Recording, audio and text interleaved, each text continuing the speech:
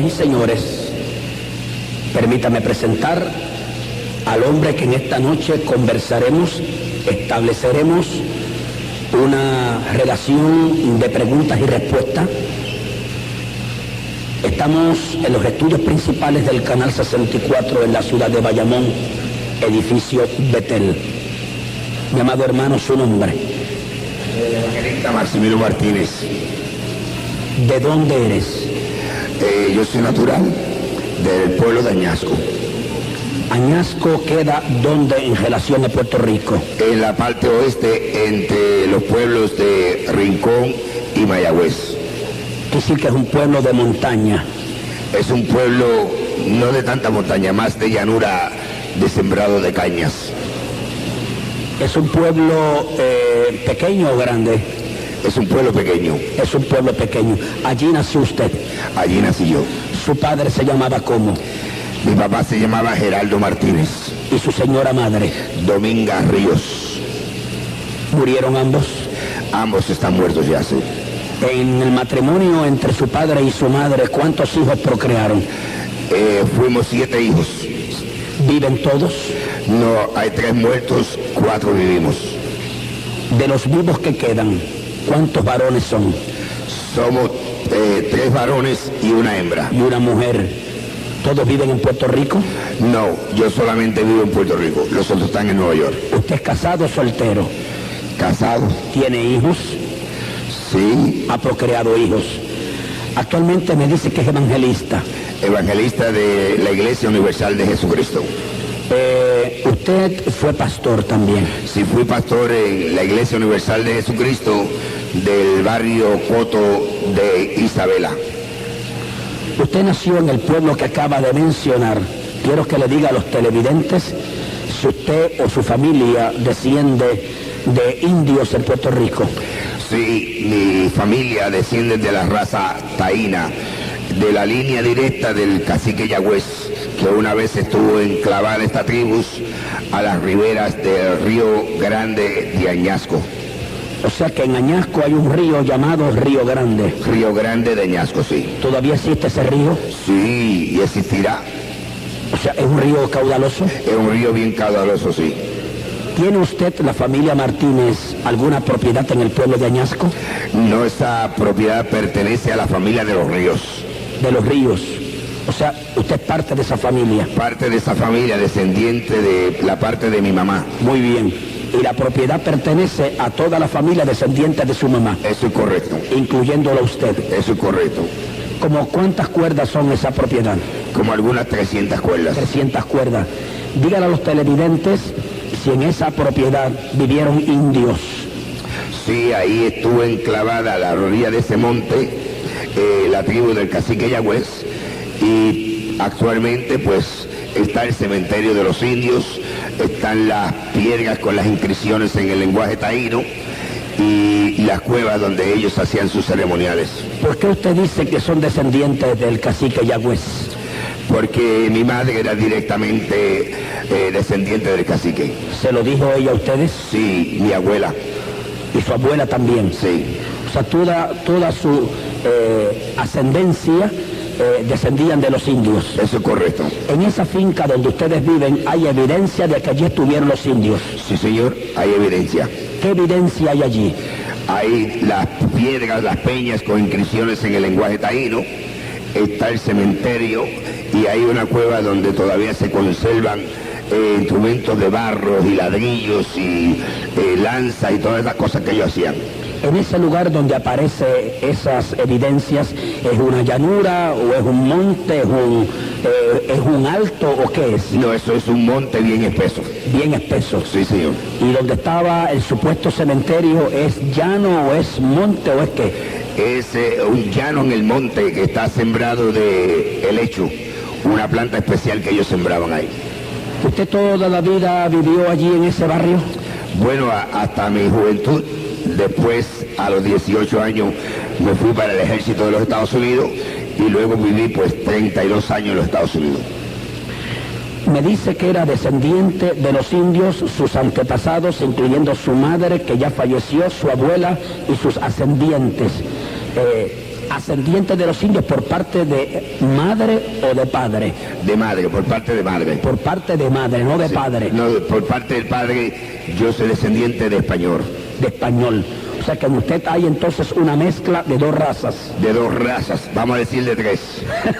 Porque mi abuela por parte de padre era judía. Era judía. Muy bien.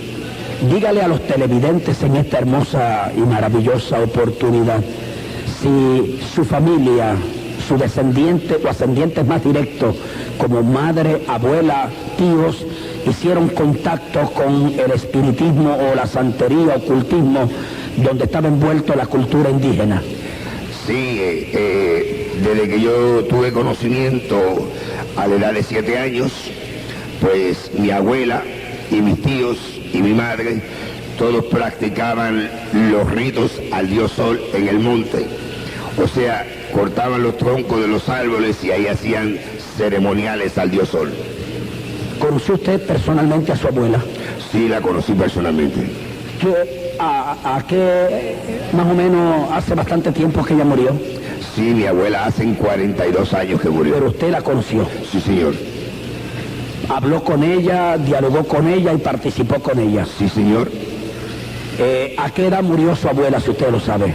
No recuerdo la edad, pero sé que murió sobre los 100 años. ¿Y su señora madre? Mi madre murió a los 89 años. 89 años. Lo que sí queremos decirle al pueblo televidente es que usted fue criado en un hogar donde se le rendía culto al dios Sol. Eso es correcto, y donde se practicaba el espiritismo. ¿Por qué al dios Sol? Porque ese era el dios que los indios taínos adoraban. ¿Dónde se le rendía culto o ceremonia a ese dios Sol en su familia? En el monte. ¿Qué monte? En el monte que se conoce por el Monte de los Ríos. El Monte de los Ríos, que queda en la propiedad de ustedes. Eso es correcto. En el pueblo de Añasco. Añasco. ¿Toda la familia estaba envuelta en este ritual? No todos, sino que mayormente los que murieron ya sí. Ahora la nueva generación no. Pero los que murieron sí. Los que murieron sí. Entre los que murieron, ¿quiénes participaban de esta ceremonia? Los hermanos de mi mamá, mi abuela, mi abuelo, todos ellos.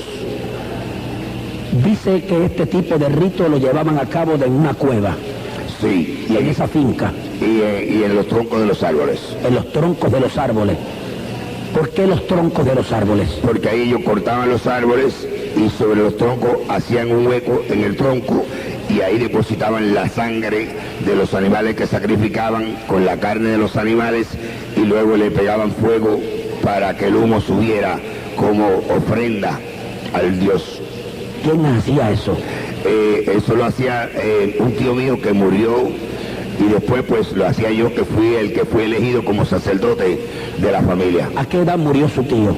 A los 134 años. 134 años. 134 años. Ese tío suyo se constituyó prácticamente en el sacerdote ritualista de este culto.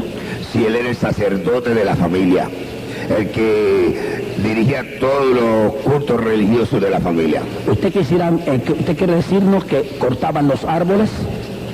Ustedes, o sea, su familia, hacían un hueco, colocaban sangre y carne de animales y entonces le prendían fuego y el humo subía. Eso es correcto. ¿Usted se acuerda de eso? Sí, señor. ¿Qué edad tenía usted para ese entonces? Cuando se me presentó a mí delante de este culto tenía 7 años. 7 años. Usted dice que usted fue presentado por su tío en la cueva. Ahí en el monte, sí. En el monte. Sí. En el monte de los ríos, me dijo usted. En el monte de los ríos, sí. Los ríos. Esa cueva donde se acostumbraba a ustedes realizar este tipo de culto, ¿cómo era? Descríbanla, por favor. Es una cueva como de 8 pies de circunferencia, como algunos 12 o 14 pies de profundidad. Y pues en las paredes tenía insignias de ellos y cosas secretas de los indios, sí. De los indios. ¿Podía una persona estar de pie en esa cueva? Sí, tenía por lo menos 10 pies de altura. De alto. O sea, tenía una sola entrada y una sola salida. Eso es correcto, sí. ¿Cómo cuántas personas cabían dentro de esa cueva? Fácilmente 20 o 25 personas. 20 o 25 personas. Toda su familia, los que practicaban este rito al dios Sol, iban ahí. Sí, los que tenían que ir a ciertos ritos. ¿Con qué frecuencia iban a la cueva? Bueno, de cada vez que los espíritus decían que había que ir a hacer una ceremonia. Iban ellos allí. Iban ellos, sí. ¿Cómo se vestían cuando iban allí? Bueno, casi siempre pues estaba desnudo de la cintura para arriba y con pantalones arrollados hasta las rodillas. ¿Por qué de la cintura para arriba desnudos y los pantalones arrollados? Porque esa era la forma que los indios vestían. O sea, que imitaban la forma y manera de vestir de los indios. ¿En la cabeza usaban algo? Usábamos pluma de tiñosa, pluma de cotorra, pluma de lechuza, cosas así como insignias. En la cabeza. En la cabeza, sí. ¿Qué tipo de utensilios utilizaban para este tipo de ceremonia? Todo era de barro. Todo era de barro. Todo era de barro, sí. No había nada de metal. Nada de metal, todo era de barro. Cuando se metían dentro de la cueva a practicar este tipo de culto, ¿qué llevaban? ¿Qué elementos llevaban? ¿Sangre, carne? Se llevaba los animales vivos, se llevaba ron cañita, se llevaba plantas, cosas hechas de yuca, para ceremoniales, para ofrecerle comida a los dioses. ¿Qué se hacía una vez? Se llevaba el ron cañita, los animales, la yuca, plantas, una vez dentro de la cueva. ¿Qué hacían, si usted se acuerda? Bueno, pues con el ron cañita, pues si había que hacer alguna ceremonia para bañar a alguien, pues echaban ese ron cañita en un envase, lo que se llamaba una petaca, sí, hecha de palma real. Y entonces sacrificaban los animales, echaban la sangre ahí, echaban las plantas, y con esa planta llena de sangre y ron, pues bañaban a la persona. Usted fue ordenado, por así decirlo, y reclamado por estos espíritus y llevado a esa cueva. Sí, a la edad de 7 años, bajo un llamado espíritu, le dijo a mi abuela y a mi mamá que yo era el escogido para ser el sustituto de su tío, de mi tío, porque ya él tenía 90 años y había que buscarle un sustituto porque ya le estaba entrando en años y había que tener una persona preparada para cuando él muriera pudiera coger el mando de la familia. Y usted fue el elegido. Y yo fui el escogido por los llamados espíritus. Muy bien. De todos sus hermanos fue el único. Eso es correcto. Para ese entonces usted tenía 7 años. 7 años. ¿Lo llevaron a la cueva? Me llevaron ahí a la cueva, al monte, y empezaron a hacerme el ceremonial desnudo a las 12 de la noche, a la luz de la luna. A las 12 de la noche. A las 12 de la noche. Lo desnudaron. Sí, señor. ¿Quiénes estaban esa noche cuando usted es presentado en este culto ceremonial? Mi abuela, mis tíos, mi mamá, los más allegados a la familia. A la familia, sí. Todos creyentes en ese culto. Eso es correcto. ¿Qué le hicieron usted esa noche? Pues me desnudaron, me bañaron con esa agua con sangre porque tenían que santificarme para presentarme delante de Lucifer. Entonces quiere decir que Lucifer fue el que lo eligió a usted. Sí, él fue el que dio la orden de que yo era el sustituto, ya que todos ellos tenían pactos satánicos. En los hogares de su familia, ¿habían altares? Sí, habían altares. Incluyendo el de su casa. Incluyendo el de mi casa, sí. En su tío y en todos. En todos. O sea que usted estaba ya conectado con este tipo de ritual. Sí, desde chiquito yo estaba viendo los altares y veía las secciones que ellos hacían, las reuniones que se hacían en los hogares, porque las reuniones que se hacían en el monte eran más profundas, eran reuniones más privadas. Ahí esas reuniones privadas usted no iba. No, hasta que fui elegido para... Muy bien. Cuando fue elegido es que usted va. Entonces, ¿qué me llevan? A la cueva. A la cueva. O sea que hasta entonces yo desconocía que esa cueva existía. Era un secreto. Era un secreto de la familia. Debo entender entonces que la cueva estaba distante del lugar donde usted vivía. Sí, eso es casi 1 hora por caminando por dentro del monte. Sin carretera. No. Allí es que entra y se pierde. Usted me habla de Lucifer. Quiere decir que Satanás fue quien ordenó que usted fuese llevado allí. Eso es correcto. Yo quiero que te diga a los televidentes si la noche, a las 12 de la noche, a la luz de la luna, cuando usted esté introducido en este ritualismo, que le echan sangre, le echan ron y practican el ritualismo completamente desnudo, si Satanás a los 7 años se le apareció a usted. Eso es correcto. Mientras ellos me hacían a mí el ceremonial, yo empecé a contemplar del espacio, bajaba una bola de fuego. Y este personaje se fue allegando hasta nosotros, hasta que se paró frente a donde estaba mi mamá y mi tío y mi abuela y empezó a darse de la mano con ellos. Y entonces pues la bola de fuego se convirtió en un personaje como lo describe el profeta Isaías en el capítulo 14, versículos 13 y 14, y como lo describe el profeta Ezequiel en el capítulo 28, de versículo 13 en adelante. Eso usted, esas citas las conoce ahora. Sí, eso me las dio a mí el Espíritu Santo después que yo me convertí. Eso es. Yo no he visto una Biblia en mi vida. ¿Era católico romano? Ni católico, porque nosotros nunca íbamos a la iglesia. ¿Ninguno de ustedes? No. Ese personaje que desciende del cielo en una bola de fuego y que se personifica, yo quiero que le diga a los televidentes, cuando usted lo ve, ¿cómo lo ve? Yo lo vi por primera vez a la edad de 7 años. Lo vi por última vez hace 3 años y medio, cuando yo me convertí. Durante estos 40 y pico de años, yo hablé con él, como estoy hablando con usted, por más de 2000 ocasiones. Y lo vi siempre un personaje blanco, 7 pies de estatura, rubio, de ojos azules, de un hablar bien suave y de un andar bien pautado. O sea, usted lo vio caminar. Sí, lo vi caminar y hablar con mi familia. Lo oyó hablar. Eso correcto. Usted, y a mí y a mi familia. Esa noche lo ve por primera vez. Esa noche lo veo por primera vez. Entonces cuando le imparte órdenes a mi familia de que de ese mismo instante tienen que empezarme el aprendizaje en el conocimiento de los árboles del monte, de las plantas, de los animales del monte, de las aves del monte, de las piedras del río, de las estaciones del año, de todo aquello que se utiliza en las ciencias ocultas. Él dio las órdenes para que usted fuese entrenado, educado y capacitado en ese menester. Sí, para que mi tío, que era el brujo, que era el que tenía todos los conocimientos más profundos, sus conocimientos los pasara a mí. ¿Se los pasaron? Eso fue así. O sea que el tío siguió las órdenes que él dio. Eso tenía que seguirlas.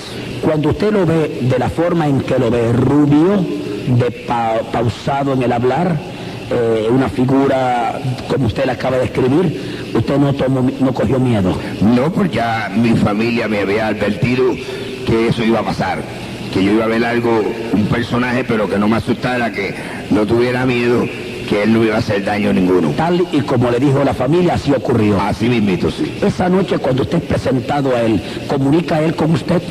Él no habló directamente conmigo, habló con mi mamá, con mi abuela y mis tíos. ¿Usted lo oyó que hablaban? Sí, señor, como lo estoy oyendo usted. Y oyó cuando impartía este tipo de instrucciones. Eso es correcto. Muy bien. ¿Por cuánto tiempo estuvo este diálogo entre usted y los que estaban allí esa noche? Duró más de 1 hora. ¿Más de 1 hora? Más de 1 hora, sí. Él impartiendo instrucciones. Eso es correcto. Mientras tanto usted estaba desnudo. Sí, señor. Bañado con sangre. Bañado con sangre, ron y plantas. ¿Cómo desapareció el personaje? Él se fue caminando por el monte. ¿Por el monte? Sí. ¿Oyó usted sus pisadas? Sí, como lo oigo cualquier persona caminar. Luego de esa experiencia, usted dice que se inicia un diálogo, una amistad entre ese personaje y usted. ¿Por cuántos años? Por 40 años y medio. 40 años y medio. Y nos dijo a los televidentes que en cuántas veces usted habló con ese mismo personaje. Por más de 2000 ocasiones. En todo ese trayecto de 40 años. En todo ese trayecto de 40 años y medio. Siempre igual. Siempre se me presentó igual. Nunca como un caballo, ni como un perro, ni como un gato. Nada, siempre el mismo personaje idéntico. Nunca cambiaba. En esos 40 años usted diría que prácticamente controló él su vida. Sí, él fue mi maestro.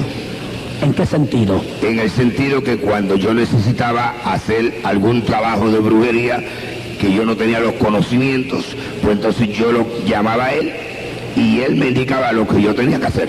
Cada vez que usted lo llamaba a él, ¿se le presentaba a él? Sí, a veces que tomaba más tiempo, porque no puede estar en muchos lugares a la misma vez. A veces que yo estaba 3 o 4 horas llamándolo. Pero venía. Pero venía así. Cuando usted estaba ya en esta finca, luego de los 7 años que usted sabe dónde es la cueva, fue presentado, recibió ese personaje. Este diálogo entre él y usted, durante el tiempo que estuvo en la finca, ¿siempre fue en la cueva? No, no necesariamente. A veces yo podía ir a otro lugar y llamarlo, y él, donde quiera que yo lo llamara, él venía. Aún siendo niño. Aún siendo niño, sí. Y le hablaba y le instruía. Y hablaba y me instruía, sí. ¿Fue usted a la escuela? Sí, fui a la escuela. ¿Hasta qué grado? Tengo 2 años de universidad. Cuando usted es ordenado o presentado a esta figura, ¿cuánto tiempo después entra usted de lleno? O sea, en una... haciendo el trabajo total, completo para este personaje. ¿Cuántos años después de haber sido presentado usted en la cueva?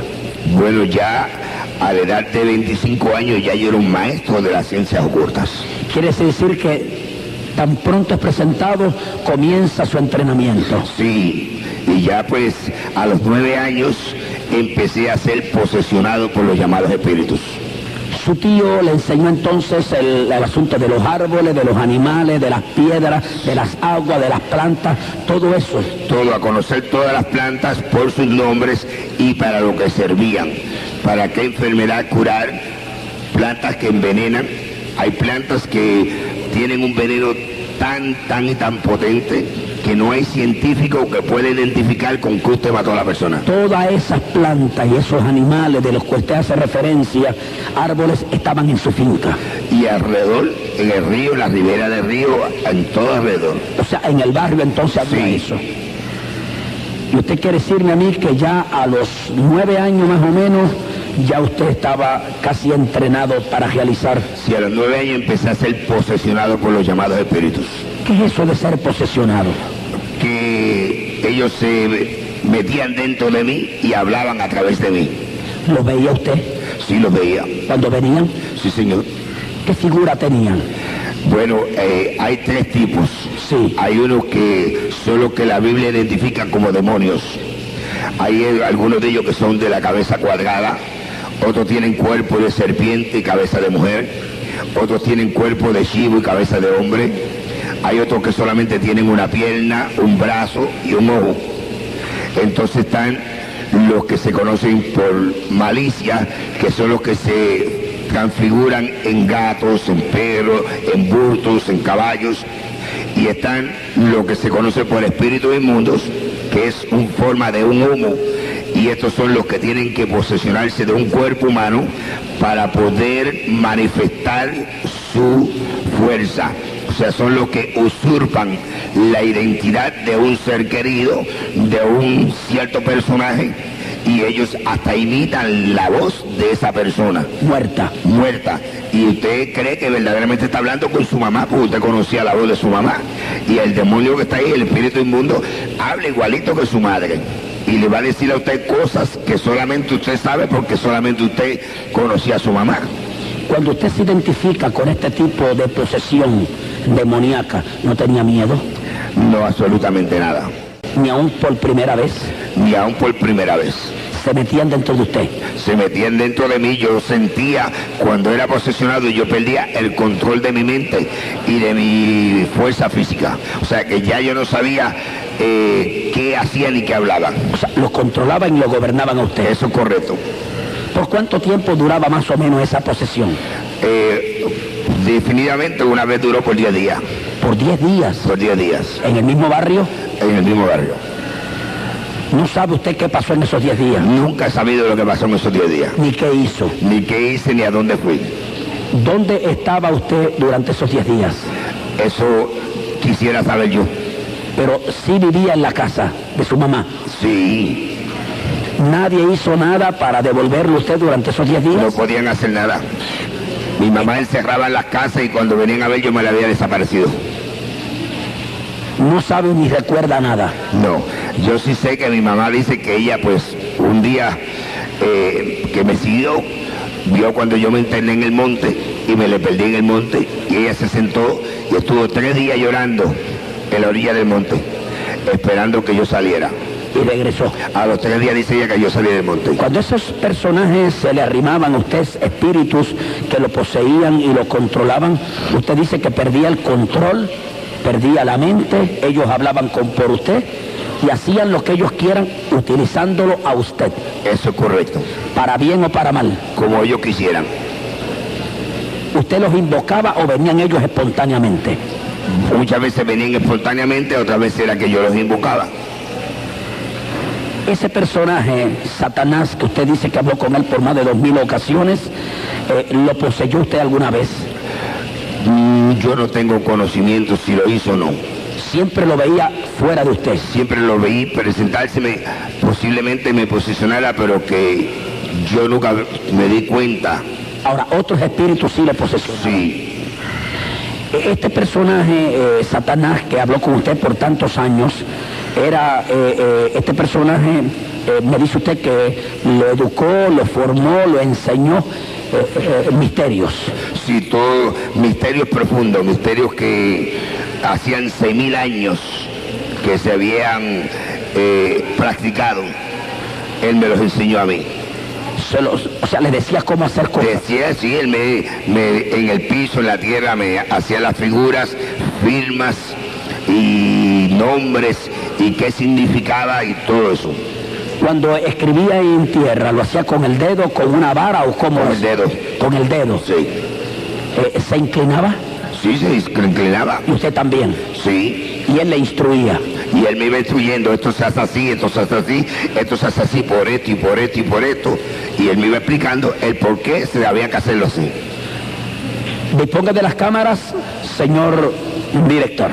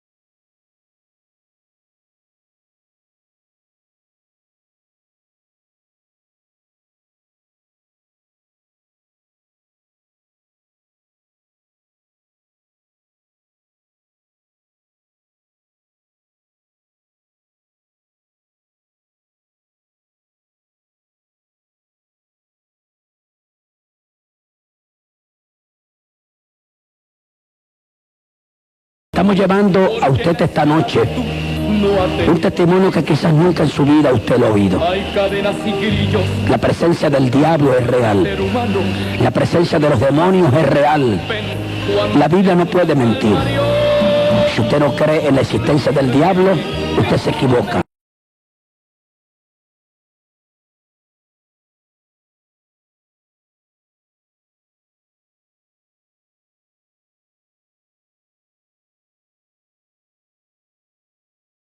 Seguro está causando una gran impresión en usted y cosas más profundas. Mi hermano Maximino le va a contar a usted.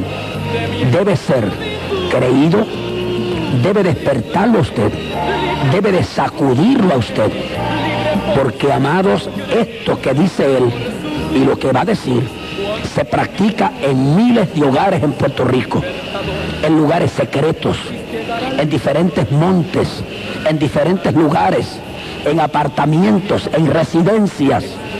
La santería, la hechicería, el espiritismo y otras doctrinas de herejía están minando a este país. Y usted no puede pasar por alto lo que está ocurriendo en este país. Por lo tanto, este cassette debe ser llevado separado por usted y debe de apreciarlo. Luego con calma, oírlo, reunir a los suyos, discutirlo. Inclusive le aconsejamos a los pastores, a los maestros de escuela bíblica, a los directores de institutos bíblicos, amados, que reunamos a la gente y analicemos profundamente este testimonio de este hombre, que para mí ha sido el testimonio más impactante de cuánto se ha podido dar en este país sobre la santería y el espiritismo.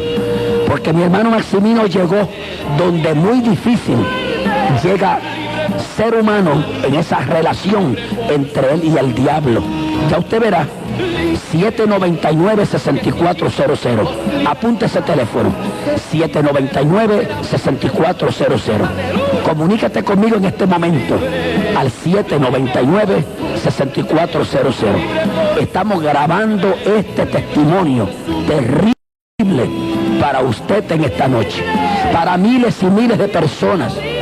Usted que tiene amigos, familiares en la santería, en el espiritismo, bendita la misericordia de Dios. Apertréchese esta noche y comience a orar. Voy a orar nuevamente a Dios para que la presencia del Señor sea en su vida y sea en el estudio del canal 64. Y si hay alguien que me escucha, que está ligado al espiritismo, a la santería y quiere venir aquí, mi hermano Maximino va a orar por usted. Gloria a Dios. Y vamos a orar por usted. Y los brujos que nos escuchan y los santeros que nos escuchan, gloria a Dios, usted va a ver que este testimonio no es irreal. Vamos a ver y vamos a decir cosas que hasta ahora han permanecido ocultas, porque al diablo hay que desenmascararlo y a los explotadores también hay que desenmascararlos, aquellos que juegan con el dolor humano y aquellos que se constituyen en fabricantes de almas para enviarlos al infierno como agentes de Satanás. 799-6400. Separe este cassette ahora mismo, disponga de las cámaras, señor director, cuando usted lo crea conveniente, y luego vamos a pasar a la mesa donde estaremos dialogando con nuestro invitado en esta noche. Telemaratón 89, eres parte de nuestro comienzo. Continúa. Su sangre, libre por su cruz, libre.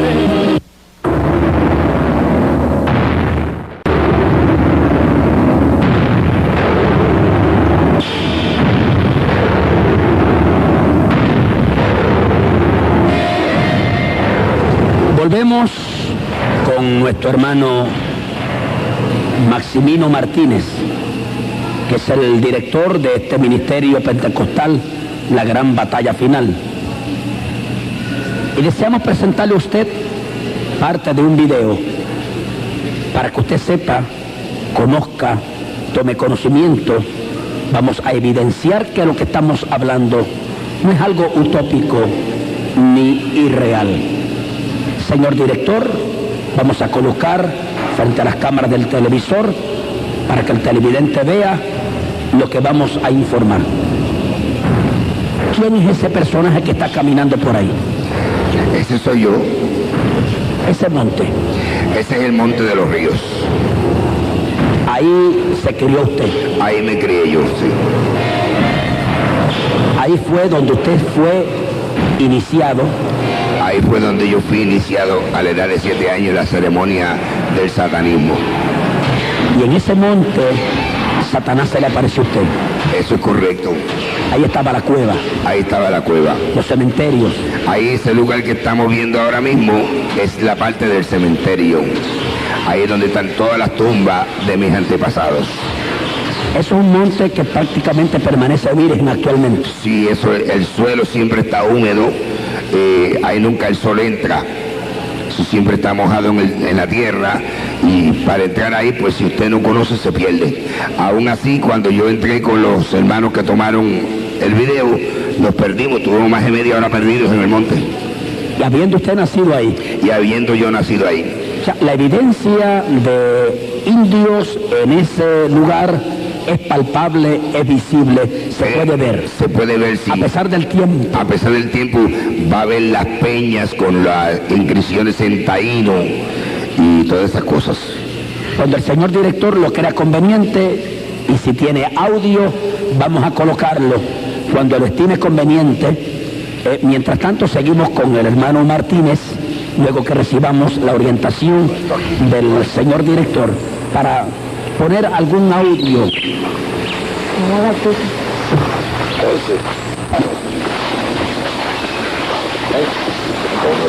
ceremonia. Ahí, mira, hay un tronco allí, uno aquí y dos acá.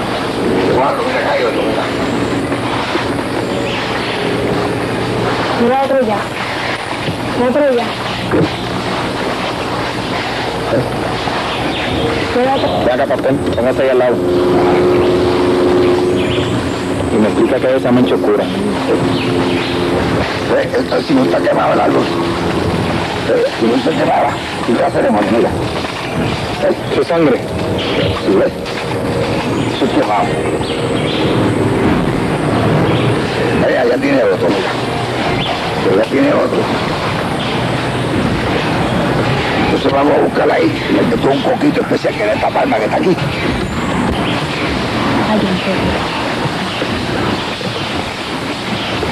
Mira acá, ¿ves?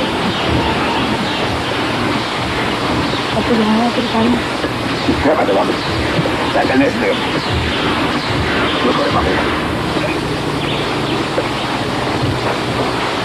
En ese lugar donde estamos, ¿quién es ese niño que te acompaña? Ese es el niño más pequeño mío. Ese es tu hijo. Ese es mi hijo David, sí, mi hijo David. ¿Que se llama cómo? David Martínez.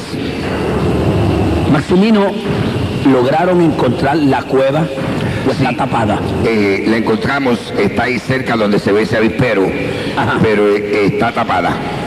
¿Por qué la taparon? Posiblemente mis familiares la taparon. ¿Al morir tu tío? No, esto lo taparon recientemente, parecemente que el único tío que yo tengo que queda vivo, para evitar de que se descubrieran los secretos que estaban ahí. O sea, tú tienes un tío vivo. Sí, el más pequeño, el hermano más pequeño de mi mamá. Está envuelto también en esto. Sí, señor. Y probablemente fue él que la tapó. Probablemente sí. Al saber que te convertiste. Posiblemente.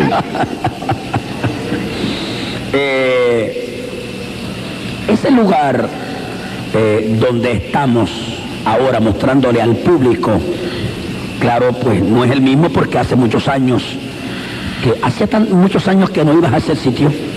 No, hacían como 7 meses que yo llevé la iglesia que Dios me dio el privilegio de pastorear.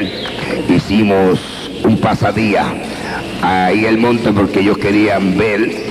Esa es una de las peñas que estamos viendo ahí, que tiene las inscripciones en el lenguaje taíno. De los indios. De los indios, sí. Usted va a ver cuando yo la limpie ahora, Sí. se va a ver las inscripciones del lenguaje taíno en la piedra.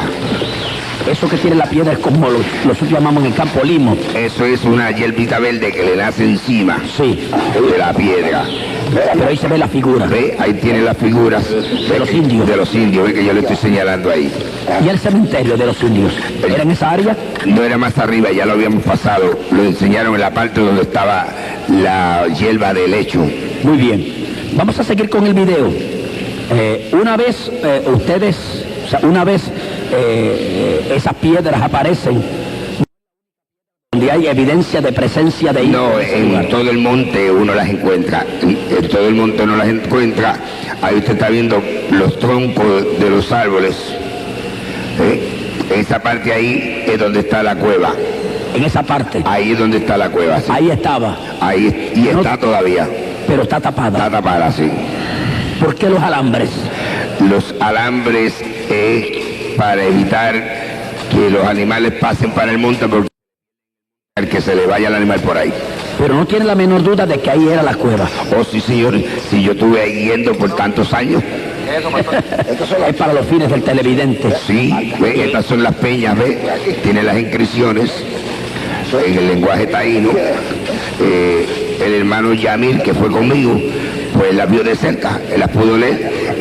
Esa parte ahí es la llanura donde estaban las casas de mis abuelos y mis antepasados. Estaba la aldea india. Ahí en ese lugar estaban. Vamos a ir al video para que podamos disfrutar y oír qué es esa casa vieja que está ahí. Adelante, señor director. Sí. Por ahí donde va la casa. El centro de Lote, ahí hay una villa. Brujería cuando yo tenía 7 años. Aquí murió él. Hace 5 años, de 134 años murió. Aquí. De entonces la casa se abandonó porque más nadie la pudo vivir. Eso es que el diablo la destruyó.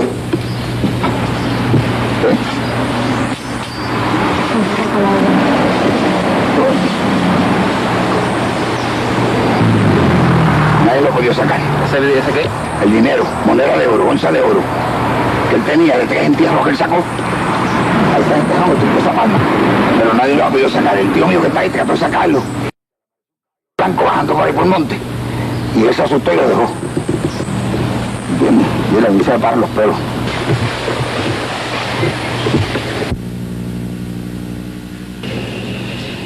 Me hablaste y vamos a pedirle al señor director que lo plasme ahí en lo que hablamos del famoso tesoro. Hablaste ahí de unas piezas de oro y de un tesoro. ¿Qué es eso? Eso es un dinero, cosas de oro del tiempo de los españoles que los indios tenían guardado en mi familia, y mi tío era el que guardaba ese dinero, y cuando él murió, siendo que yo estaba afuera en los Estados Unidos, él enterró el dinero. Que pertenecía a ustedes. Que pertenecía a nosotros. Y dice usted que es en onzas de oro. En onzas de oro, sí. Y que a la vez venía de los indios. Sí, venía de los indios. Y lo ahí. Yo calcularía como algunos 15 o 20 millones de dólares. ¿Y qué pasa? Que no lo saca, que... Eso, el que lo saque ahí tiene que hacer pacto con Satanás. Sí, ¿por qué? Porque él tenía pacto con el diablo. ¿Tu tío? Mi tío, y el único que lo podía sacar era yo, pero como ya yo no tengo pacto con él, ahora yo tengo pacto con Jesucristo. Esa casa vieja destartalada que presentamos, ¿a quién pertenecía? A mi tío, el que murió. Hace 5 años que murió, de 134 años. Ese fue el que te presentó a Satanás. Ese fue el que me presentó a mí. Ese fue el que te llevó a la cueva a los 7 años. Ese sí, señor. Y murió en ese lugar. Murió ahí, sí. ¿Solo? Sí, murió ya solo. Con la tía mía murió después. ¿Han tratado de bregar con el asunto ese del oro? Sí, el hermano más pequeño de mi mamá trató de sacarlo. Ajá. Con su esposa, y cuando lo estaban sacando, dicen un caballo blanco con un jinete con una espada bien grande, y ellos cogieron miedo y no se atrevieron a sacarlo. Nadie más ha intentado hacerlo. Nadie más sabe que está ahí, más que ellos y yo, y mi mamá que murió. Yo quisiera que el señor director colocara nuevamente el video para terminar con el mismo y presentarle a usted un río. Este río que usted va a ver en este momento existe en ese barrio, en ese pueblo, y hablaremos de él a medida que usted lo va observando. Sí, ese río. Ese es Río Grande de Añasco. Ese es el río donde yo me crié, donde yo me bañaba cuando muchacho, y en ese río fue que yo boté todo lo que yo tenía a las 2 semanas después de convertido. Dile a los televidentes qué pasó cuando tú botaste todos tus dioses, todos tus changotes y toda esa parafernaria de espiritismo y santería. ¿Qué pasó con esos ídolos? Eso todo se fue, y yo lo boté en cajas que pesaban más de 250, 300 libras, y todo se fue navegando río abajo por encima del agua. No se hundieron. ¿No se hundieron? No se hundieron. ¿Ya tú estabas convertido? 2 semanas he convertido. ¿Los empaquetaste y los zumbaste al río? Sí, el puente donde yo estaba parado temblaba, y de ahí salí yo a la casa de mi tía, la cual es la esposa de mi tío, el más pequeño hermano de mi mamá, y al sentarme en un sillón, él se partió en 2 pedazos. ¿El sillón? El sillón, yo caí de espalda y me di con el filo del virote de acero, y estuve más de 1 hora inconsciente. Usted puede notar aquí, sí, la cueva que tengo. Sí, una cueva terrible tienes ahí.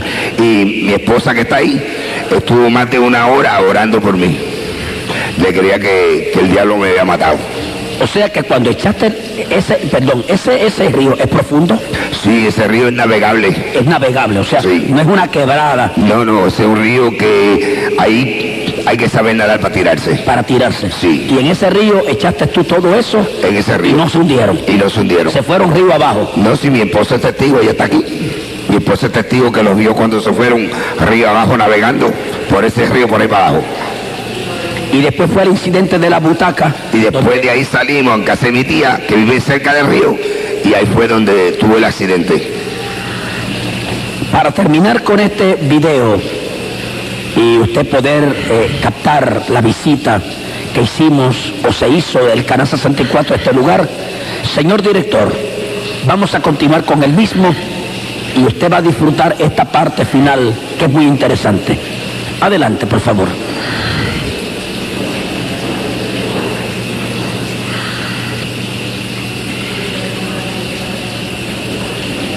Estamos ahí, ¿dónde? Ese es el cementerio, esa es la tumba de mi mamá, ese es el eleguá de mi mamá. ¿Qué es un eleguá? Un eleguá es el Dios que es el mensajero de Satanás. Y ahí está todo. Yo fui quien le hice la ceremonia a mi mamá cuando ella murió, lo que se llama el itutu. ¿El qué? El itutu. Es una ceremonia que se hace, sí, donde se destruye todos los santos y todo eso que usted ve ahí, todo eso destruye y se le echa dentro de la caja. A su mamá se le A echó. su mamá, sí, a mi mamá. Y ese, ¿Tú quieres decirme a mí que todas estas cosas que ustedes tenían lo destruyeron y le echaron dentro del cadáver junto con tu madre? todo lo que pertenecía a ella está ahí, sí. Todo. ¿Ese cementerio dónde está? Ese está en el pueblo de Añasco. ¿Cuánto tiempo hace que murió tu señora madre? Como 6 años, 7 años. Y tú te encargaste de hacer la ceremonia. Sí, yo fui quien le hice la ceremonia porque yo era el brujo de la familia. ¿A ti te decían cómo?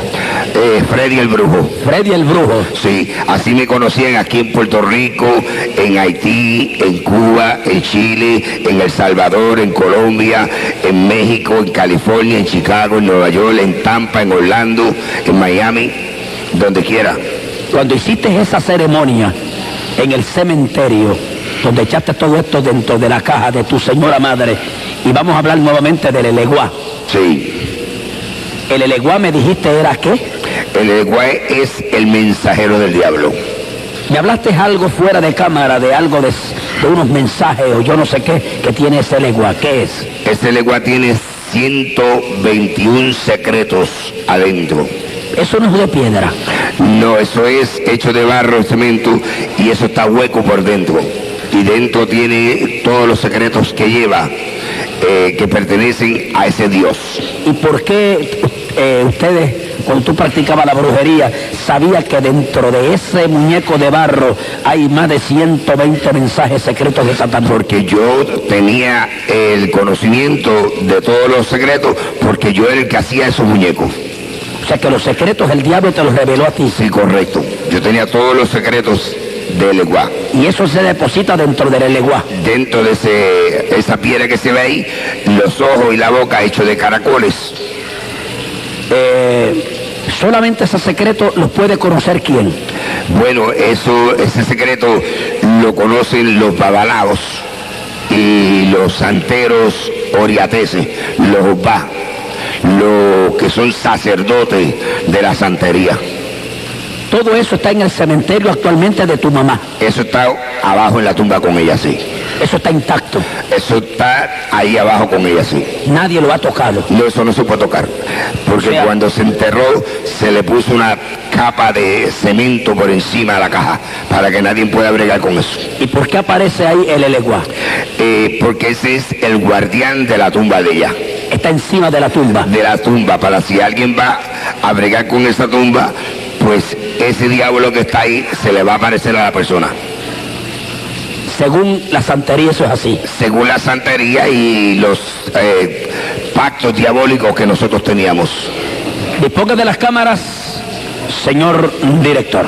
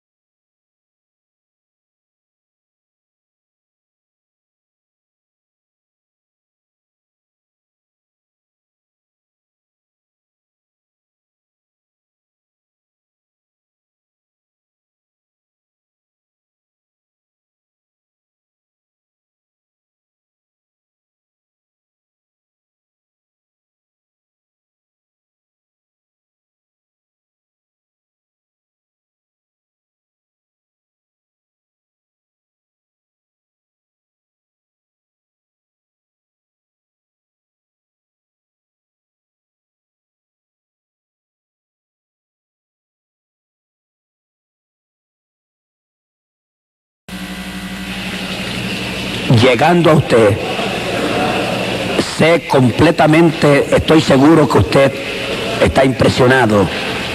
Llama a una persona que pasa si desentierra el dinero, si se vuelve loco. Yo no sé, pues como yo no lo voy a ir a sacarlo, ni el hermano tampoco lo va a sacar.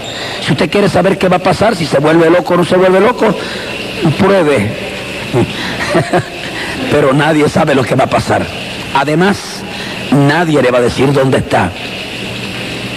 Lo que sí quiero es que este testimonio, que está llegando a miles de personas, en este momento que hacemos un alto, usted se comunica al 799-6400 y haga suyo este cassette, un video cassette, que sin lugar a duda será de beneficio para su vida, para algún familiar, para alguien allegado a usted.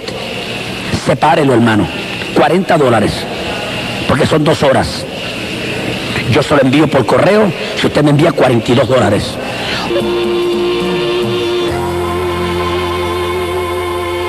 Detrás de la santería hay muchos misterios, muchas cosas que la gente no conoce, como esta cosa que yo tengo aquí. Si yo tomo esto en mis manos, yo no sé qué es esto, pero estas son las herramientas y los instrumentos que usan los santeros. Mi hermano Maximino, ¿practicaste también la santería?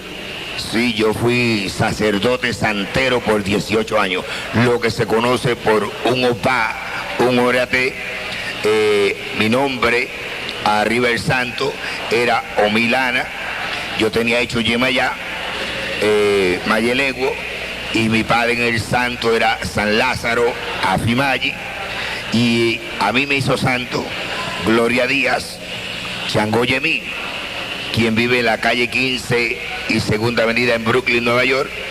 A Changoyemí le hizo santo Tirso Álvarez Ofulardé, y a Ofulardé le hizo santo Rudy Hernández y Fafúndique, y a Ifafúndique le hizo santo Gilberto Changoleye, quien murió hace 6 años en Cuba, y a Gilberto le hizo santo Heriberto Changomiguá, y a Changomiguá le hizo santo Susana Cantero, una negra africana que vivía en el pueblo de Regla. Yo pertenecía a la casa de la sal y la pimienta, pero yo también tenía bofaca o satrupo en el Orula, y mi padrino se llama José Agustín Milá o Juan Hipolocana, quien vive en la calle 96 Noroeste de Miami, Florida. También fui presentado al frente del tambor de fundamento, el tambor Batá. El tambor lo trajo de Cuba aquí a Puerto Rico, hacen como 7 Onelio School o Badei, y el tambor se llama Añá Elú al 10. Conocido aquí en Puerto Rico por todos los santeros y Babalao, por Guillermo el Babalao, por el hermano que vive en Tintillo, Babi Bulifel, o Gundalení, por Diego Frontera, por todos los, por Ramonita Lagayú, por Ochandilú, Caridad Torres, por Eduardo Faíña, Yomí, por Yuyo Lagayú, todos estos santeros, o sea, que mi personalidad es bien conocida aquí en Puerto Rico. ¿Y tú los conoces a ellos? Y ellos, yo los conozco a ellos personalmente porque compartí con todos ellos por muchos años. ¿Cómo se te llamaba a ti en la santería? Omilana, las olas del mar. ¿Quién te puso ese nombre? Lo oriaté cuando yo me hice santo. ¿Dónde te hiciste santo? En la ciudad de Nueva York, en el Bronx. Pero fuiste a Cuba. Sí, yo fui a Cuba en el 1959, yo estuve en Cuba y allá fue donde yo me hice la ceremonia de Tata Congo. ¿Qué es eso? Eso es otra secta religiosa más profunda. Más profunda que la santería. Lo que se conoce aquí como Palo Monte o Palo Mayombe. Llamaba arriba del palo, Vititi Congo, 7 Rayos, Campofinda, Viramonte a la medianoche. Yo era lo que se conoce por un Tata Congo, Padre en Quisa Malongo, Malongo en Yaya, y a mí me juramentó arriba del brujo Emilio O'Farris, quien vive en el número 66 de la calle Los Mangos, en Guanabacoa, Cuba. Oye, ese lenguaje que tú hablas, ¿qué es eso? Estas piezas que están aquí, No, esos lenguajes que tú hablas. el lenguaje es Congo y otro lenguaje es el Yoruba Lukumi. ¿Y de dónde viene el Congo y del Yoruba? El Congo viene de la costa sur del África, de la costa de Marfil, de la tierra Congo, y el Lukumi, el Yoruba, viene de Nigeria, la capital de África. ¿Y cómo tú aprendiste eso? Yo lo aprendí con mis padrinos y a través de las ceremoniales y del mismo Satanás que me enseñó. El mismo Satanás te enseñó ese Satanás me lenguaje. enseñó a mí. O sea que ese lenguaje que tú hablas frente al televisor esta noche es el lenguaje que hablan los santeros y los tatacongos.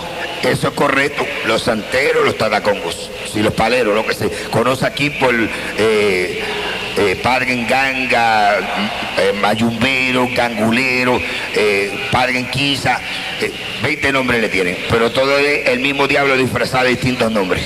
El tatacongo está por encima, me dijiste, del santero. Sí, Y del babalao también. Y del babalao, si el babalao no ha pasado por la ceremonia. Del tatacongo. Hay babalaos que fueron tatacongos antes de ser babalao, entonces ellos tienen un nivel más alto. Pero si el babalao no pasó por la ceremonia del palo, pues entonces el tatacongo tiene más conocimiento que el babalao. ¿Más conocimiento de qué? De la brujería, de cómo matar, de cómo asesinar. ¿Qué es esto que tengo en las manos? Esto es un collar de mazo de Changó, de Santa Bárbara. Este es el dios que allá hace 6.000 años, en la tierra de Canaán, adoraban los amorreos. Y se conocía entonces por el dios Moloch, el dios que le sacrificaban los niños al fuego. En Cuba, el día 4 de diciembre se hacían estas ceremonias, se le sacrificaban niños a este dios. Y después conocido en Santo Domingo como Papá Candelo, en Cuba en la religión del palo como 7 rayos, que era lo que yo tenía hecho, y en la santería como Changó, en la religión católica como Santa Bárbara. Ah, ¿la religión católica está envuelta en esto? Sí, la religión católica Sí. también. Qué bueno, mira.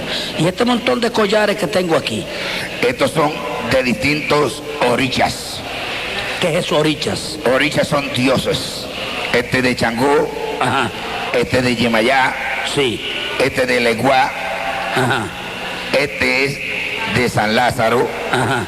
este de Ollá, Centella, Endoque, este de Orichaoco, Sí, sigue. Muy bien. Ok.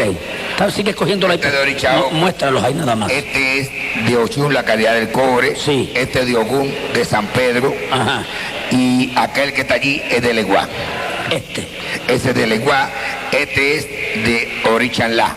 Oye, varón, yo he visto un montón de gente en la calle con estos guindalejos encima. En los cuellos, en las muñecas, hasta en los pies. ¿Qué significa eso? Esto significa la identidad de cada oricha, de cada dios Baal, o sea, de cada santo.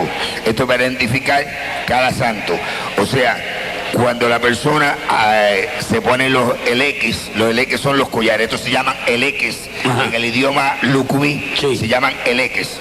Entonces, cada eleque de esto se identifica una identidad de los dioses. Quiere decir que esa persona está de una manera directa o indirecta ligado con la santería. Protegido por esos dioses, sí. ¿Cuántas personas en esta noche que nos ven probablemente están ligados en esto? Este es Sí. el de Orula, el de los babalaos. Este es el de los babalaos. Es el de los babalaos. ¿Y como cuánto valen estos callaritos? Depende, Ajá. el de Orula solo, el babalao cobra $37. Por ese collar. Por ese collarito. Ahora, el de los santeros se ponen 5, que es el de Leguá, el de Ochún, el de Yemayá, el de Changó y el de Batalá, y se cobran $275. Por esos collares. Por esos 5 collares. Negocio redondo, ¿ah? Sí, eso es un racket. Y esta cosa que tengo yo aquí, y esto. Esto es una achabá. ¿Una qué? Una achabá. Esto, Es una palabra congo. sí, O licumi. lucumí. Lucumí. Sí. Achabá quiere decir Ajá. una arma. Sí. Estos se representan al dios Ogún, a San Pedro. Y estas son las 21 herramientas que este dios utiliza para uno trabajar con ella con brujería. Aquí uno tiene pues la pala para escarbar las tumbas, tiene el ochosi para cazar,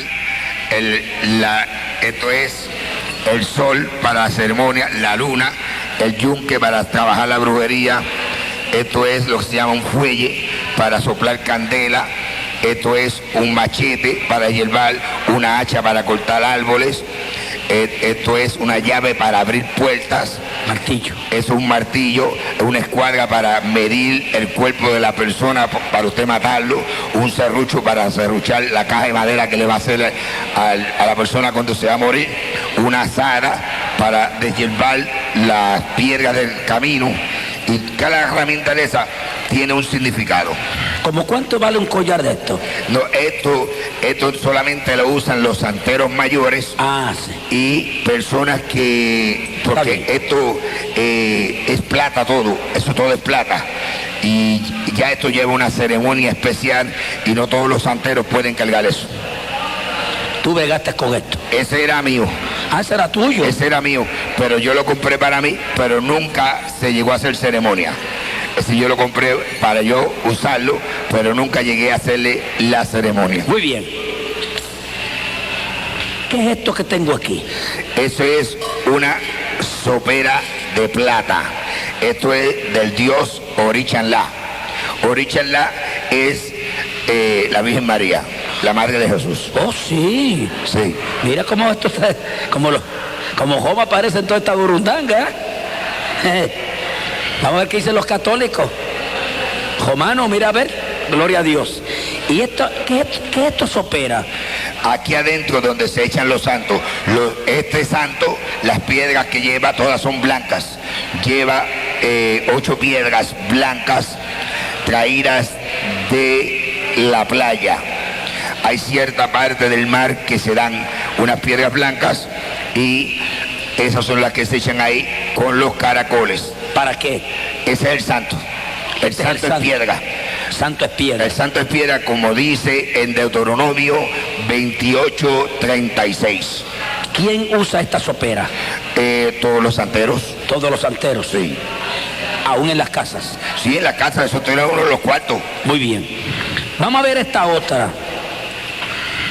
Esta que tengo aquí. Esta es de Santa Teresita de Jesús. Santa Teresita también está en esto. Sí, se conoce como Ollá. Ollá en la religión Lucumí, este es el collar de ella. Y esta es la sopera que ella usa. Ahí lleva 9 piedras, otaces, como se conoce, otá es piedra. Y lleva el dilocum, que son los caracoles, van ahí adentro. Esta no lleva agua. Esta solamente se le unta manteca de corojo y miel de abeja. Que es manteca de corujo. Manteca de corojo es un aceite que se saca de un coquito que yo le enseñé a los muchachos allá en el monte. En la finca. En la finca. Muy bien. Aquellas 2 cosas pequeñas que están allá, por favor. Estas soperitas, Ajá. estas son lo que representan a San Cosme y a San Damián, a los Imaguas, que están supuestos ser Jacob y Esaú. ¿San qué dijiste? San Cosme y San Damián. Ah, son 2 santos de la joya. 2 santos Imaguas, Ajá, Imaguas. hermanos, Sí. que representan a Jacob y Esaú en la santería. Muy bien. Vamos a caminar por aquí, por favor. Vamos a ver si nos metemos por aquí. Perdóneme, pero... Esto es H de santo. ¿Eso es qué? H de santo. Ajá. Esto es lo que se machuca y se le pone en la cabeza a la persona cuando se le hace la ceremonia. Ese es el secreto Del santo. del santo. Ese es el H de santo. ¿Y qué es Esto esto? vale carísimo. Sí. Eso es Obi, Colá, Eru y Efún. Dímelo en el lenguaje español. Eso es en lenguaje español, cascarilla, ¿De un árbol determinado? Sí, estos son árboles terminados del monte. Del monte, de cualquier monte. No de cualquier monte no se consiguen, no. Sí. ¿Y esto que tengo aquí? ¿Soperas también? Esa es la sopera de Opátala. Ese es el collar de Ochacriñán, que está supuesto ser Jesús de Nazaret. Este. Sí. El Señor te reprenda, diablo. Te reprenda, Satanás. ¿Y este que tenemos aquí? Ese es el de Ochun, la caridad del cobre. Esta era la que se conocía por la diosa Astarot, que en Santo Domingo y en Haití se conoce por Metresilí, en Cuba se conoce por Ochun y en la religión católica por la caridad del cobre. La caridad del cobre. Muy bien. ¿Y estas cosas que tenemos en este lado, por favor? Esto que está aquí es una batea de Changó. Este es el dios guerrero, Changó. Este que yo tengo en las manos. Este es el dios guerrero. Este es la sopera. El dios del fuego. ¿Y este? Y este es de San Lázaro, Babalú allí. Muy bien. El dios de la llaga. El dios de las llagas. Sí. Maximino da la vuelta por allá y quiero que se muestre en este momento. Este es el collar de Yemayá. Este es el collar de Yemayá, la Virgen María, la Virgen de Regla. Este de la Virgen María. Sí, la Virgen de Regla. En la santería. En la santería. Y este montón de ropa que tú tienes aquí o mantos. Esto es un pañuelo del Eguá, del dios El Eguá. ¿Dónde se pone ese pañuelo? Encima de los santos. Encima de la sopera. Esto es un collar de Changó. Sí, y ese. Esto es un paño de Ollá, de Santa Teresita de Jesús. ¿Y este? Este es un paño de Ochun, la caridad del cobre. Caridad del cobre. Este ¿Y es esta? otro paño de la caridad del cobre. ¿Y este otro? Este es otro paño de El Eguá. ¿Y este? Y ese es un paño de Ogún, San Pedro. San Pedro. Para que usted vea que la santería y la idolatría son hermanas. Disponga de las cámaras, señor director. Son suyas.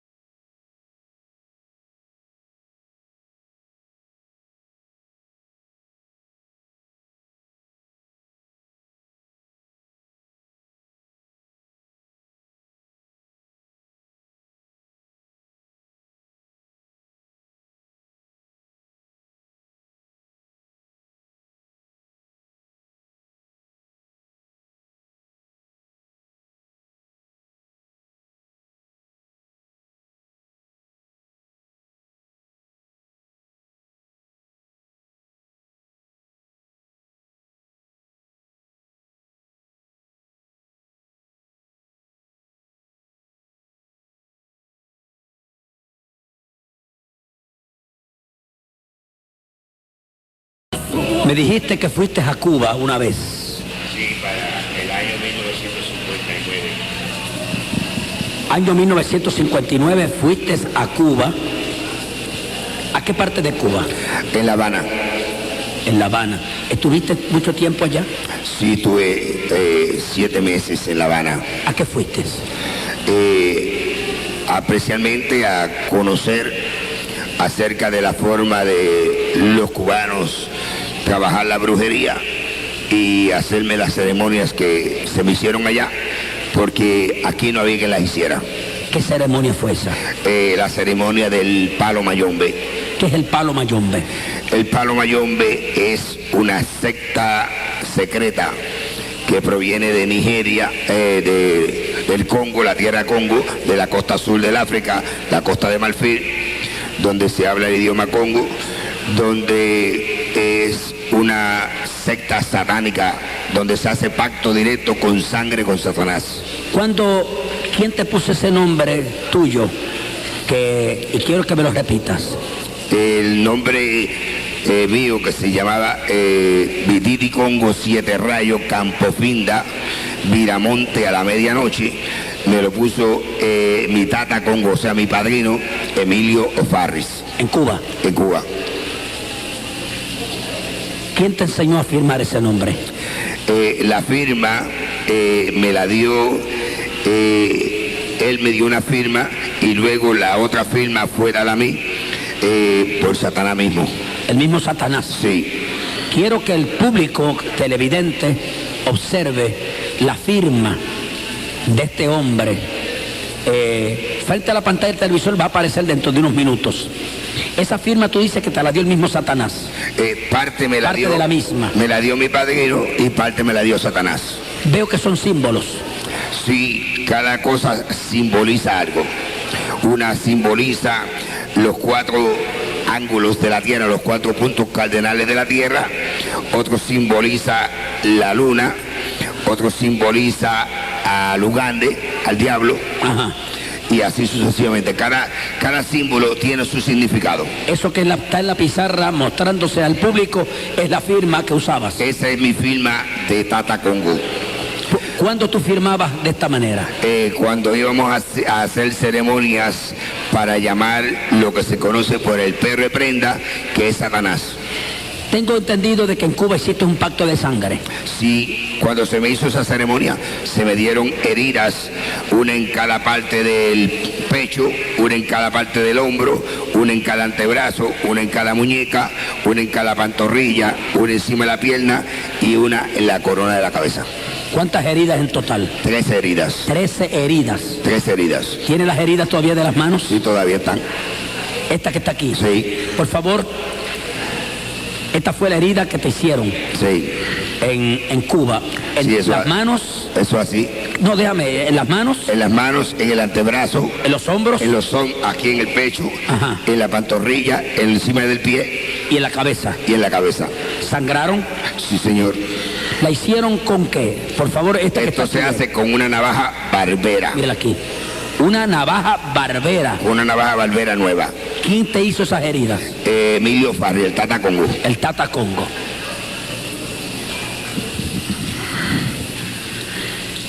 ¿Cómo conociste al Señor? Yo conocí al Señor solo. Una noche oscura, a las 3:30 de la mañana, empecé mi encuentro con Dios. ¿Dónde? En el barrio Naranjales del pueblo de Mayagüez. ¿Cómo fue ese encuentro? Ese encuentro fue terrible. Yo me había casado hacían 18 años con mi esposa, que es cristiana, una muchacha que se crió en el Evangelio. Pero ella no sabía que yo era un diablo, que yo tenía pacto satánico. Y al año de casado, después de tener el primer niño, Jeremías, los separamos. Y entonces yo cogí otra esposa que se llama Madeline Méndez, la cual compartió conmigo por 17 años. Estando tú casado con la primera esposa. Estando casado con Aida. ¿Qué pasó a los 17 años? A los 17 años, pues Yo tuve en el 1984 un accidente en la ciudad de Nueva York, salvando a un ciudadano de un fuego.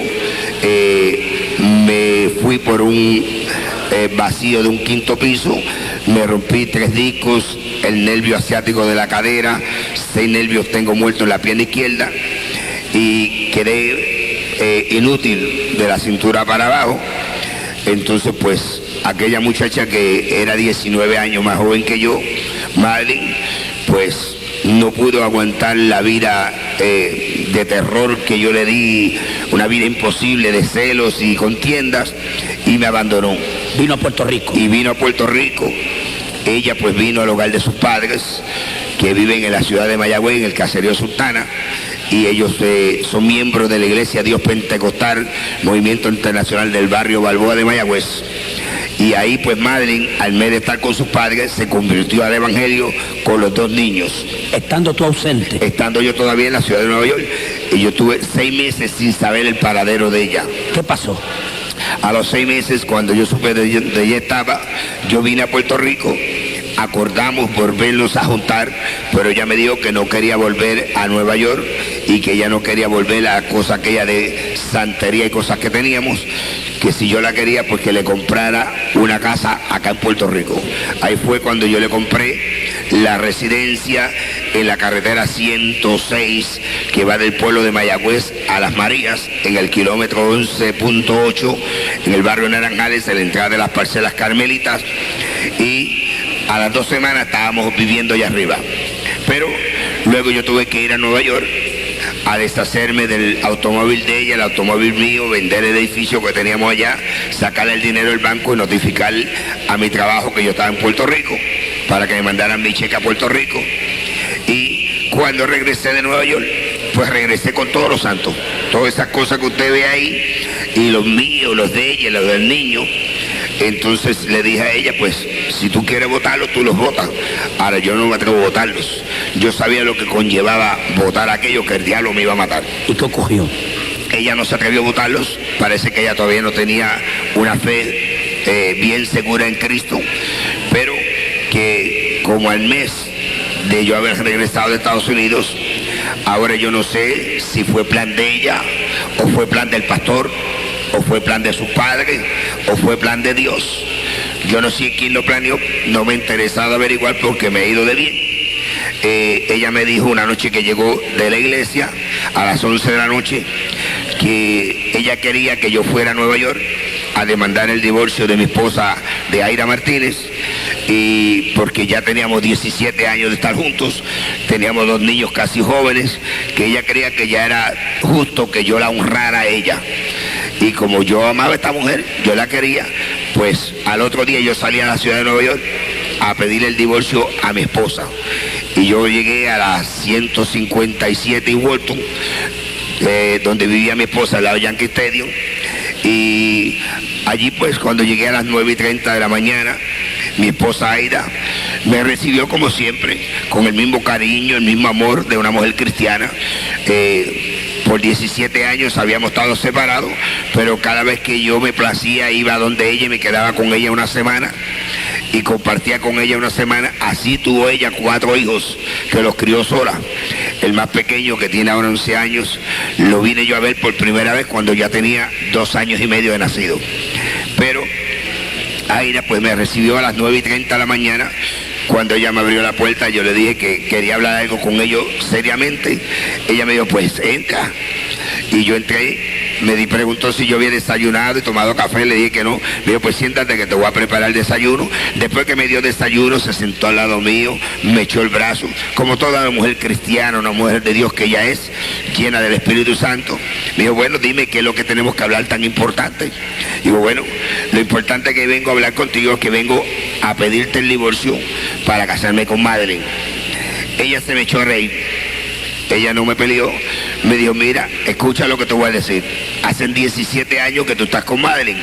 Durante esos años tú has venido aquí, yo te he servido de esposa, de mujer.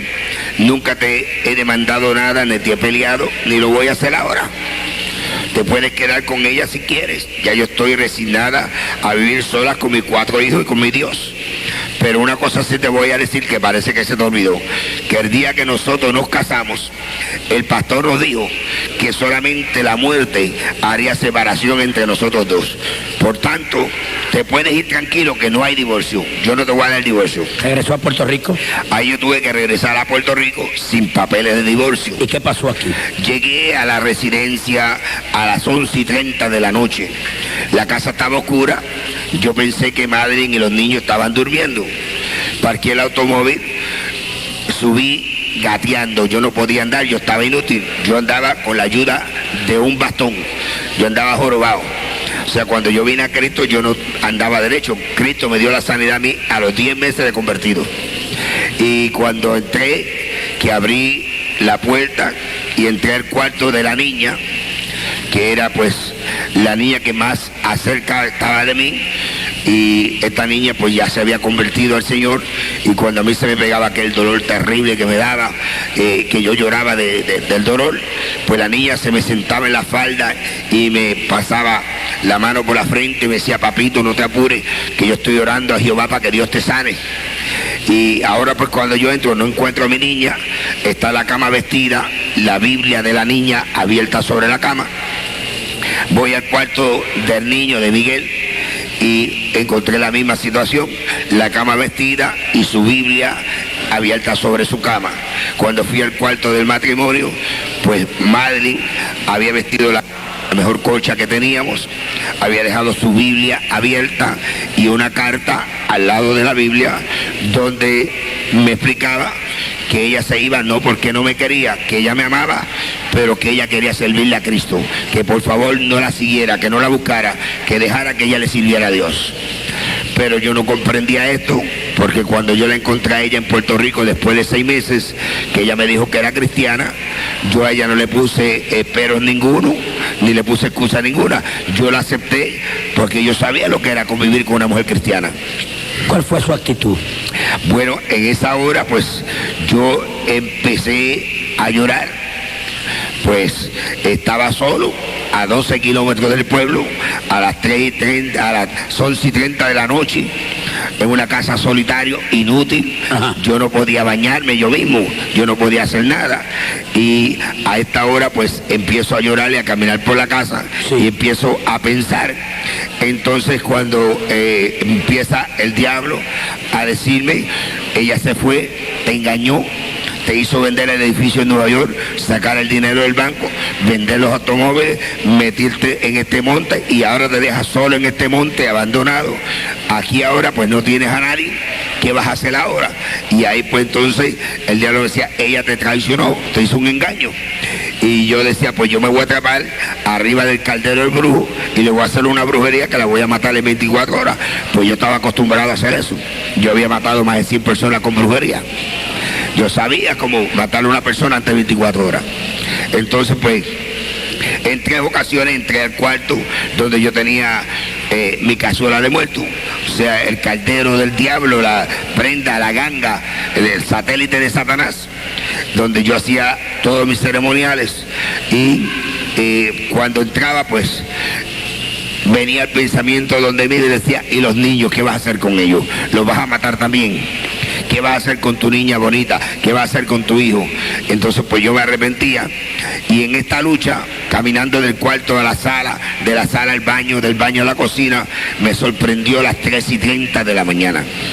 A esta hora yo entro al cuarto de santo, donde yo tenía a Changó, a Batalá, que era el ángel de mi guarda, que santo que yo tenía hecho, a Ogún, a Leguá, a Orichalá, a Orichaoco, a Gayú, a Opa, a Nanaburucú, a Yeguá, todos los santos que yo tenía, pues yo era un santero mayor. Y a esta hora pues yo me le quedo mirando. Digo, parece mentira que una mujer que solamente tiene 5 meses de haber aceptado a Cristo pudo más que ustedes, porque ella se pudo ir de aquí y ustedes no se lo pudieron impedir. Por tanto, ya yo no creo más en ustedes, ya yo no quiero saber de ustedes. Mañana yo los voy a tirar todos al río.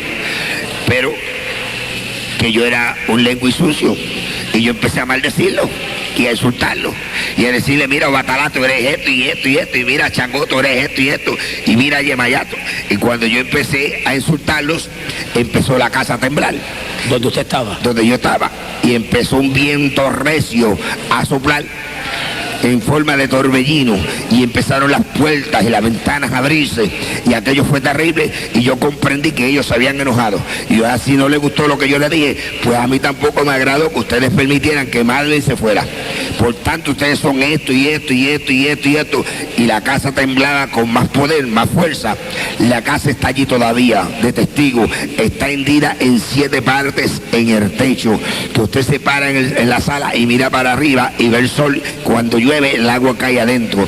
Tiene abertura en las paredes que caben 2 dedos. Las tuberías de cobre se reventaron todas.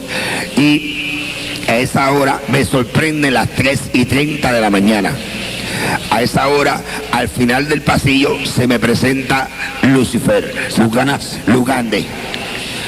Y entonces, pues, él me reprime, que porque yo lo estoy insultando, que porque yo le estoy hablando malo.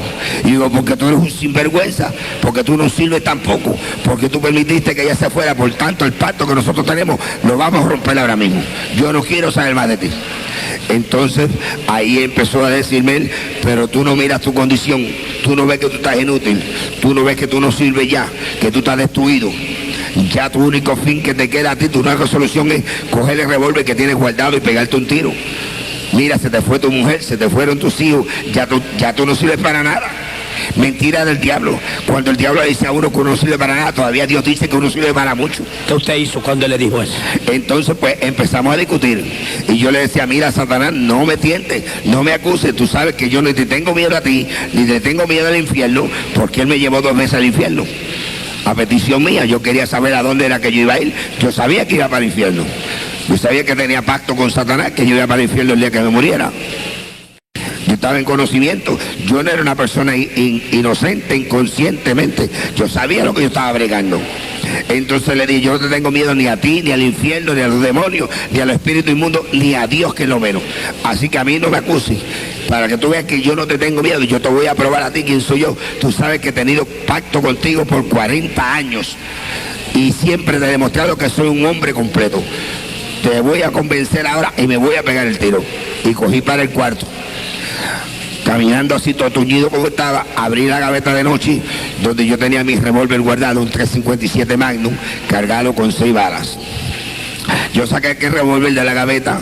Hay una ventana al frente que da hacia el monte, un ventanal grande, alto, y yo con el revólver aguantado así en la mano, hacia abajo, me quedé mirando al espacio y pensando en Madeline, pensando en mis hijos, pensando en mi familia. Y el diablo me decía, avanza, termina, ¿qué piensas? Acaba de hacer lo que vamos a hacer, termina con esto. Entonces ahí, cuando yo levanté la mano y llevé mi mano a las sienes, que puse el cañón de revólver en mis sienes, se desató un rayo en el espacio. Santo. Y ese rayo alumbró desde oriente hasta occidente, y apareció una luz anaranjada, una luz brillosa, una luz gloriosa, y esos rayos parecía el sol candente a las 12 del día. Empezaron a penetrar por las persianas de la ventana, inundaron el cuarto, y yo me quedé mirando aquella luz terrible que inundaba mi mente, y de momento sentí una voz terrible, una voz de trueno, una voz que retumbaba en el espacio, una voz que me decía, yo soy Jehová tu Dios, y hoy es tu día de salvación. Anda, maquiva sabalay, arre que menso le besaya, anso may aquí abaso, sanda aquí avanza la basay, alica avanzó la banca basaya, arra aquí asa, saya basoma. Santo.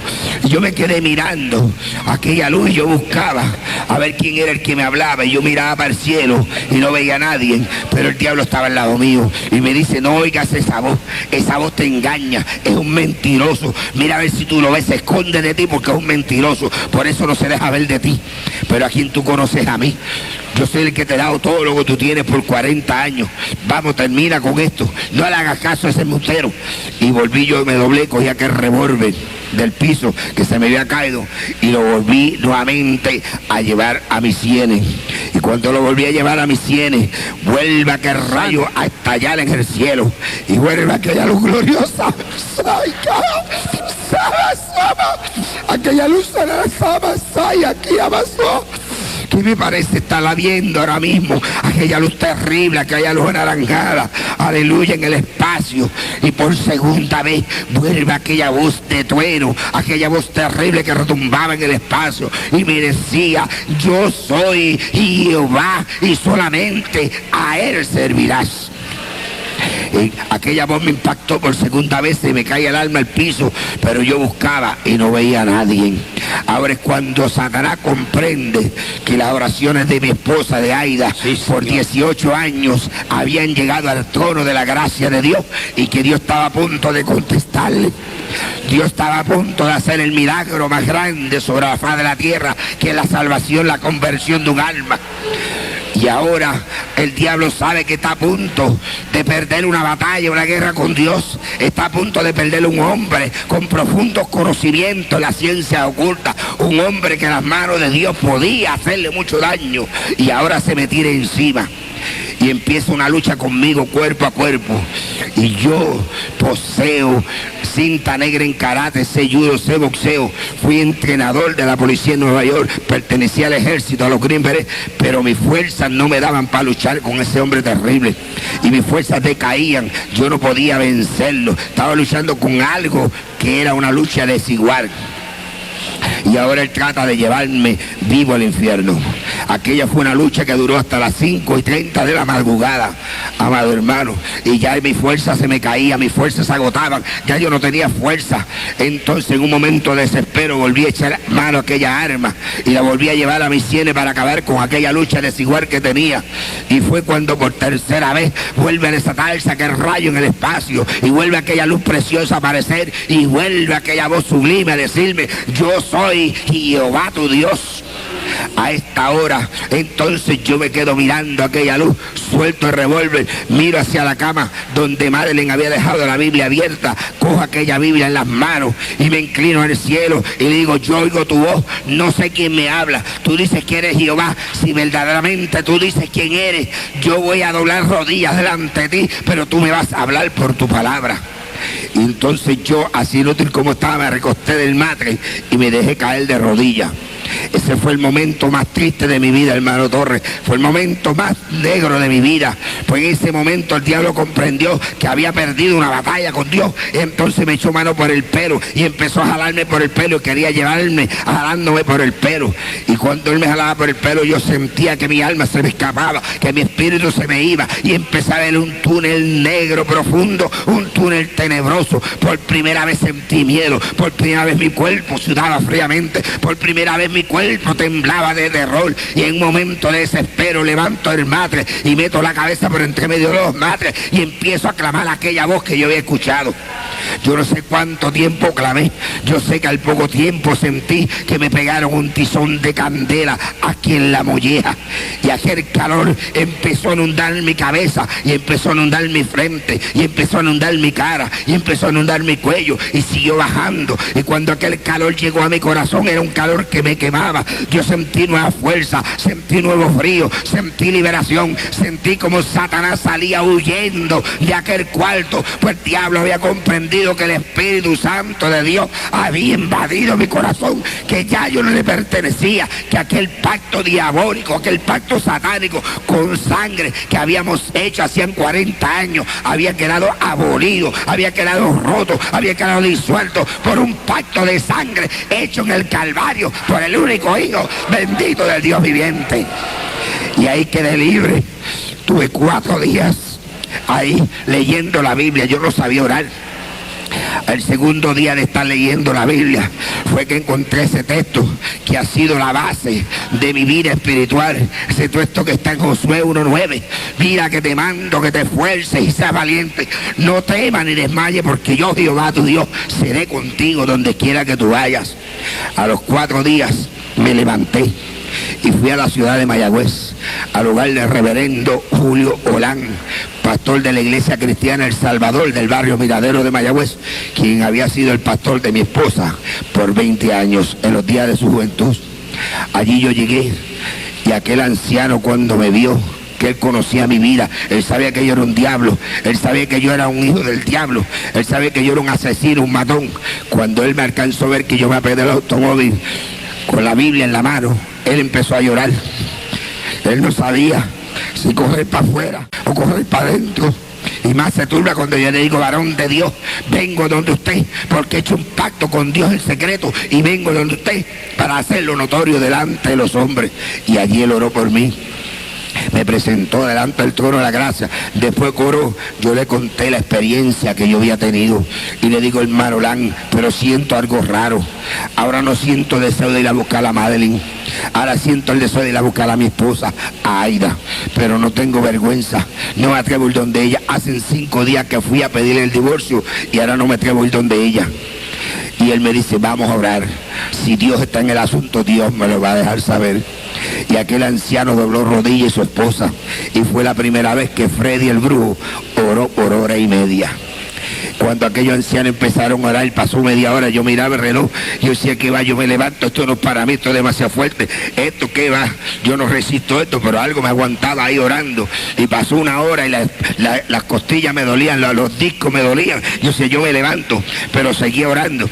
Y a la hora y media sucede algo, empieza a caer lluvia del cielo, y empieza aquel anciano a hablarle en lengua, y empieza su esposa a hablarle en lengua, y uno le hablaba y otro le contestaba, y yo ponía el oído. Y yo decía: ¿qué será lo que están hablando? ¿Qué será eso? Yo no entiendo ese lenguaje. Yo hablo 7 idiomas, hermano Torres. Yo hablo congo, lucumí, carabalí, francés, italiano, inglés y español. Pero yo no entendía aquellos 2 lenguajes. Pero ellos sí los entendían. Cuando se acabó la manifestación del Espíritu Santo, aquel anciano me echa el brazo y me dice: Dios está en el asunto. Y no eres tú el que va a llamar, soy yo el que voy a llamar a Aida. Y él la llamó. Eso es lo único que no me gusta el testimonio. Porque no estuve allí para ver la expresión en el rostro de Aida. Cuando aquel anciano le dice: Freddy está aquí. Freddy se convirtió.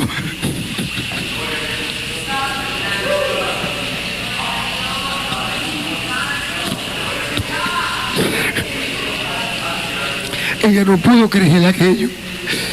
Ella dijo: no, es imposible. Ella dijo: dígale a él que venga acá, que yo quiero verlo. Y al otro día yo salí para Nueva York a ver a mi esposa. Llegué allá a la misma hora que Dios empezó a hacer la obra redentora en mí, a las 3:30 de la madrugada.